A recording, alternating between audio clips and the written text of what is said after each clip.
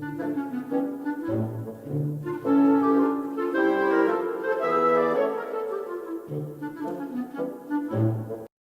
morning. Sunday, August 16th. And this morning I'm pissed. I'm pissed because the man in the White House is not satisfied with lying, but now he's into stealing. Stealing what, you say? He's attempting to steal the election. And how is he doing that? By destroying the postal system. He has appointed a lackey to run the postal system, a man without experience. And the first thing the two of them have decided to do is trim the postal service because it's running in a deficit. They are trimming it by removing post office mailboxes from locations so that people have to go to other locations, which in many cases are much further away.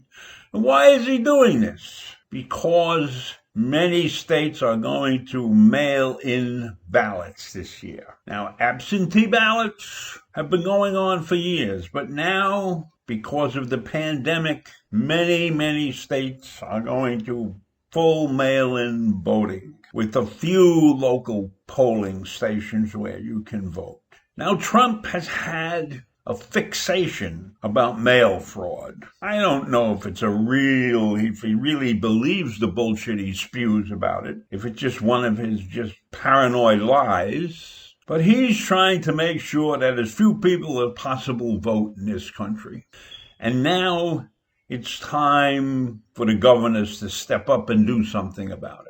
The governors control the state voting in their states. It's time for them to figure out a way to make people vote and to get the vote out and get it out on time, because hijacking an election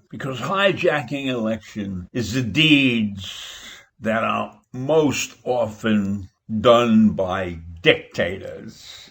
And believe me, Trump wants to be a dictator. He loves those guys. Putin, Kim, Xi, those are his idols. And if he thought he could get away with it, he would appoint himself president for life. Trump even admitted his scam on Fox News, of course. He said they want $25 billion for the post office. Now they need that money in order to have the post office work all these millions and millions of ballots. So, in the meantime, they're not getting there. By the way, those are just 2 items, he said. They don't get these 2 items, then we can't have universal mail-in voting because the post office won't be equipped to handle it. So right there, he readily admits, I'm not giving them the money because I don't want mail-in ballots because I'm scared shitless that too many people will vote. I want to keep the voting down to a minimum. So now I haven't heard a peep from our elected representatives, congressmen and senators who are off on this 3 or 4 week recess that they need because they work so desperately hard. What are they supposed to be working on? The pandemic stimulus package.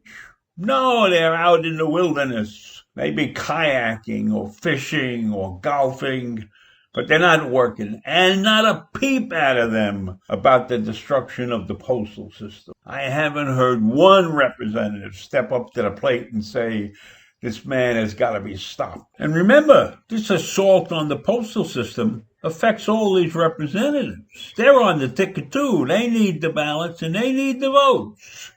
So why haven't any of them stepped up to the plate so far and spoken out? And they got to know what's going on because there have been photos all over social media, all over the newspapers showing these flatbed trucks carrying mailboxes all over the country. And they're staying on their vacation and keeping their mouths shut. They are a disgrace.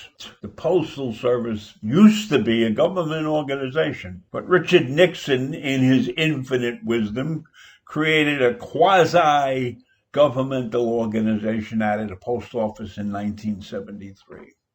And since then, they have to beg for money every single couple of years because of their budget problems.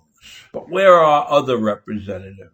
It's all dumped on the governors now. And the governors have to step up. If the postal system won't pick up the mail-in ballots, then the governors have to figure out a way to get those ballots. How about hiring private industry to set up shops in shopping centers or malls or something where they could be designated collection areas for these ballots? Because these ballots are important. This is probably the most important election in our history. The Democratic ticket is not a sensational ticket. It's an adequate ticket. But even adequacy is far above Trump-Pence. Far above. Now I say these things and I send this email out to many of my friends, some of who are confirmed Trumpites. And I am hoping that they take their blinders off and recognize the fact that this is a bank robbery of sorts.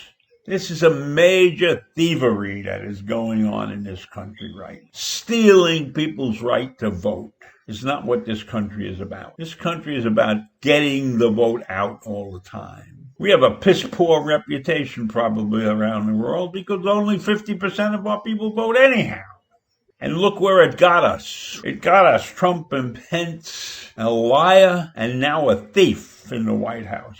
And we're going to sit back and allow it to happen. So I beg you, get out and vote no matter what happens. And to my Trumpite friends, I hope you can change your mind and see the light. Anyhow, I think that's enough for now. So have a wonderful day, and I'll see you tomorrow.